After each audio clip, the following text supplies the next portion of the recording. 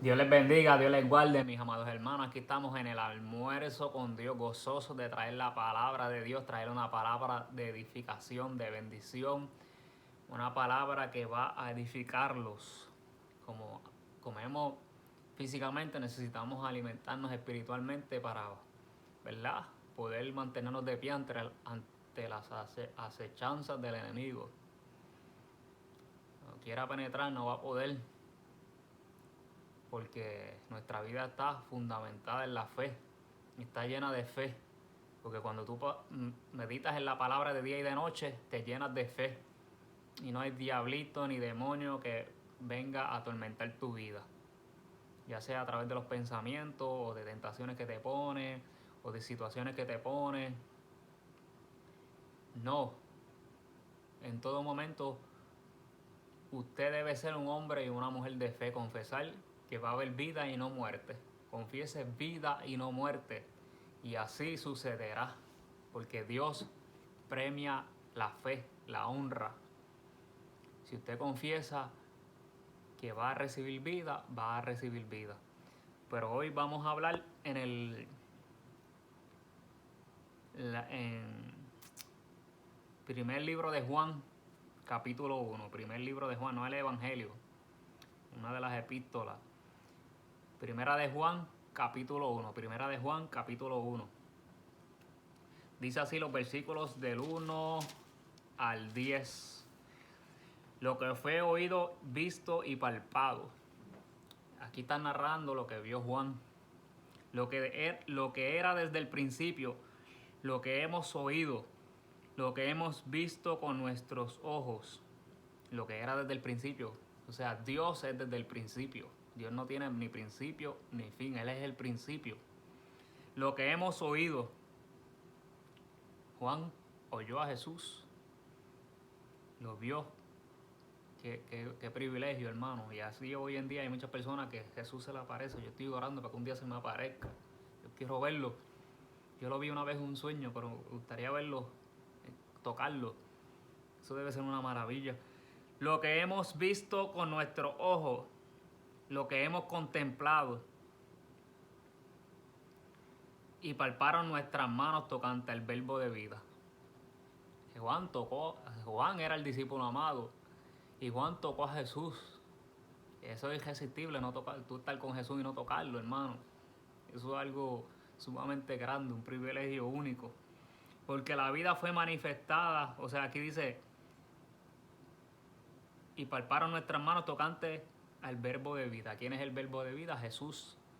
La palabra, Jesús se hizo carne. La palabra, acción, acción. Dios creó los cielos y la tierra, siempre es acción, la palabra en acción, verbo, por eso habla de verbo, habla de acción. La palabra siempre, cuando usted la confiesa, se manifiesta. Jesús es la palabra, tenemos que confesar a Jesús. Todo lo que pidamos al Padre en el nombre de Jesús será hecho. Aleluya. Porque la vida fue manifestada y la hemos visto y testificamos y os anunciamos la vida eterna, la cual estaba con el Padre y se nos manifestó. O sea, Dios mismo se manifestó a través de Jesús en la tierra. Lo que hemos visto y oído, eso os anunciamos para que también vosotros tengáis comunión con nosotros. Y nuestra comunión verdaderamente es con el Padre y con su Hijo Jesucristo. O sea, los cristianos tienen que tener comunión los unos con los otros porque profesan una misma fe, un mismo bautismo. Profesan una misma fe que es Jesús. Por eso tenemos que tener comunión los unos con los otros. La luz se tiene que llevar con la luz. Así que tenemos que llevarnos bien los hermanos en Cristo. Eso es una enseñanza que te da aquí. Estas cosas os escribimos para que vuestro gozo sea cumplido. Hay una bendición especial, ¿verdad? Los hermanos, cuando tenemos comunión con Jesús unidos, reunidos en una congregación, tenemos comunión, nos alineamos en un mismo espíritu para adorar a Jesús. Somos un cuerpo adorando a Jesús. O sea, hay un gozo en tener comunión con Él y tener comunión unos con otros. Este es el mensaje que hemos oído de Él y os anunciamos. Dios es luz y no hay ninguna tinieblas en Él. Si decimos que tenemos comunión con Él y andamos en tinieblas, mentimos y no practicamos la verdad. O sea, tenemos que apartarnos del pecado para tener comunión con Dios. Porque la Biblia dice, sin santidad nadie verá al Señor. Y no practicamos la verdad si andamos en tinieblas. No, dile a Jesús que te limpie para poder tener comunión con Él. Pero si andamos en luz, como Él está en luz, tenemos comunión unos con otros. Al tú andar en la luz, pues Dios hace que estés en paz con los demás. Si estás en paz con Dios, puedes estar en paz contigo mismo y con los demás. Y la sangre de Jesucristo, su Hijo, nos limpia de todo pecado. Al andar ¿verdad? Amándonos los unos a los otros, su sangre nos limpia porque andamos en santidad, andamos obedeciendo la palabra de Dios, que es amar a tu prójimo como a ti mismo. Y para amar a tu prójimo como a ti mismo, primero tienes que amar a Dios sobre todas las cosas, con toda tu mente, con todo tu ser, porque Jesús es el que te enseña a amar. Si no conoces a Jesús, no puedes amar. No es un amor de esos fatulos que te enseña el mundo, no. Jesús es el verdadero amor y Él te enseña cómo amarte a ti mismo y a los demás. Dice que antes la sangre, que viene de la palabra aima, según la concordancia Strong, designa la sangre animal y humana, aunque en el texto del Nuevo Testamento se la usa particularmente para referirse a la sangre expiatoria de Cristo, o sea, la que la sangre expiatoria quiere decir que eso significa la que nos perdona todo el pecado que hemos cometido. Su sangre sacrificial es el agente para la limpieza, el perdón y la redención. Por eso cuando confesamos a Jesucristo tenemos que decirnos, Jesús, lávanos con tu sangre. ¿Qué significa eso? Que Jesús nos lave con tu sangre cuando lo confesamos y le pedimos perdón por nuestros pecados. Significa sencillamente y claramente que nos limpia esa sangre, nos perdona y nos redime, nos rescata del pecado. Redención. No es otra cosa, redención, que rescate. ¿De qué? Porque tú ibas a ir al infierno, pero Jesús te limpió y ahora vas a ir al cielo y ahora estás en su presencia 24/7. Si decimos que no tenemos pecado, nos engañamos a nosotros mismos y la verdad no está en nosotros. Todo, la Biblia dice que por cuanto todos pecaron, están destituidos de la gloria de Dios. El que te diga que nunca ha pecado, ya ese es el primer pecado, ya mintió. Hasta María pecó. El único que no pecó, que dice la Biblia, tentado en todo pero sin pecado, fue Jesús. María sí pecó. Era una mujer santa, pero sí había pecado. Si no, Jesucristo no hubiera tenido que venir a la tierra para morir por nuestros pecados, porque con la sangre de María ya era suficiente para limpiar nuestros pecados. No, ella pecó. Jesús fue el único. Inclusive María dijo, en Dios, que mi corazón se regocija en Dios mi Salvador. ¿De qué la va a salvar si no tiene pecado? Entonces, hasta María reconocía que era pecadora y necesitaba la salvación de su Hijo, de Jesús, su Hijo terrenal. Pero en realidad Jesús era el Padre de ella, en el mundo espiritual. Dice, si confesamos nuestros pecados, Él es fiel y justo para perdonar nuestros pecados y limpiarnos de toda maldad. Aquí nos da la clave, cómo Jesús nos perdona.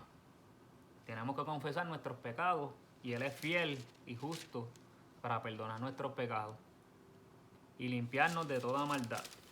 Ahí está claro. Tenemos que confesar nuestros pecados, por eso que tenemos que hacer una oración de arrepentimiento. Usted mismo lo puede hacer. Decirle en voz alta usted mismo, Jesús, perdona mis pecados, lávame con tu sangre y escribe mi nombre en el libro de la vida eterna. Y ahí instantáneamente eres salvo. Si después de eso pecas, la Escritura dice que abogado tenemos para con el Padre, Jesucristo el justo. Por eso después de haberte convertido, mira lo que dice más adelante. Si decimos que no hemos pecado, le hacemos a Él mentiroso y su palabra no está en nosotros. En otras palabras, todos hemos pecado. Aún después de venir a los pies de Cristo, hemos cometido pecados. No quiere decir que se justifique que usted va a pecar, no. No, Jesucristo le dijo a la mujer que encontraron en el acto de adulterio, vete y no peques más. En otras palabras, te dio dominio propio, te está diciendo que tú tienes el poder para decirle no al pecado. No te justifiques, pero cuando estamos comenzando los caminos de Dios, estamos con leche espiritual, y es como un bebé. Un bebé comienza gateando, después comienza caminando y se comienza a caer. Después hasta que está fuerte y sólido no se cae. ¿Por qué? Porque ya está maduro y fuerte. Pero cuando usted está maduro en la fe, se supone que usted no peque. Es tiempo de vianda, de dejar atrás el pecado, porque el pecado lo que hace es que trae estancamiento espiritual a su vida y no se cumple el propósito de Dios en su vida. Dios quiere que se cumpla. Así que, pero para vencer el pecado, ya no puede hacer como cuando se convirtió, que leí la Biblia un día y después a la semana. Yo no hice eso. Yo cuando me convertí estaba todo el tiempo leyendo la Biblia, pero después me enfrié un poco. Pero Dios me enseñó que no, que es un error. Usted tiene que meditar la palabra de día y de noche para que no peque. Tiene que ir a la iglesia sin faltar, no hay excusa. Tiene que someterle a la carne. Tiene que obedecer la palabra, como decía uno de estos mensajes. Tiene que someterse a Dios, habla de humildad. Tiene que orar, tiene que ayunar para mantenerse una vida libre de pecado. Pero ¿qué pasa? Como al principio cuando uno se convierte, ya Dios lo sabía que el cristiano iba a pecar, pues ¿qué pasa? Hijitos míos, estas cosas os escribo para que no pequéis. En el capítulo 2 dice, versículo 1. Y si alguno hubiera pecado, pero te dice, te exhorta, hijitos míos, estas cosas escribo para que no pequéis. Escúcheme bien, no tiene justificación pecar. No, pero si lo hizo y falló, mire lo que dice aquí. Y si alguno hubiera pecado, abogado tenemos para con el Padre, a Jesucristo el justo. Su sangre nos vuelve a limpiar. Si pecaste siendo cristiano. Pero te dice, estas cosas os escribo para que no pequéis. En otras palabras, tienes el poder para no pecar. Así que tienes que madurar en la fe. Tienes dominio propio. Dios te dio dominio propio. Así que cuando venga el deseo de pecar, usted le va a decir que no y se va a someter a la palabra de Dios. Y va a aprenderse la palabra porque así enfrentó Dios a Satanás, Jesús. Escrito está. Los pensamientos, todo lo malo que venga, usted lo va a enfrentar con la palabra, la espada. Así que le dejo con esta hermosa reflexión. Sigan hacia adelante, no se rindan, ámense los unos a los otros para tener comunión con Dios. Tenemos que amarnos a nosotros mismos y a los demás para tener comunión con Dios. Dios les bendiga, Dios les guarde. Si hay alguno que no ha aceptado a Cristo, repita la oración que dije hace poco. Jesucristo, perdona mis pecados, lávame con tu sangre y escribe mi nombre en el libro de la vida. Instantáneamente que usted hace esa oración, pasa de muerte espiritual, de la potestad de Satanás, de las tinieblas, a la luz de Jesucristo. Porque dice la Escritura que de tal manera amó Dios al mundo que ha dado su Hijo unigénito para que todo aquel que en él cree no se pierda, mas tenga vida eterna. Porque con la boca se confiesa para salvación. Usted lo confesó, Jesús. Y con el corazón se cree para justicia. ¿Justicia de qué? De que se arrepintió y ahora es un sacrificio agradable su arrepentimiento, su confesión a Dios, y es acepto ante su presencia. Si no lo confiesa, no va a ser acepto ante su presencia. Es un insulto a Dios. Tiene que aceptar a Jesús y confesarlo con su boca, sus pecados, a Él, y Él lo escucha, y entonces ahora puede hablar con Dios. Dios, si usted no se arrepiente, Dios no lo va a escuchar, pero si se arrepiente y se aleja del pecado, sí Dios lo escucha. Dios les bendiga, Dios les guarde, sigan hacia adelante, que el Señor es bueno, tiene ricas, hermosas y abundantes bendiciones para mí y para usted, porque Él es bueno. Así que sigan hacia adelante y sonrían, que Él es bueno.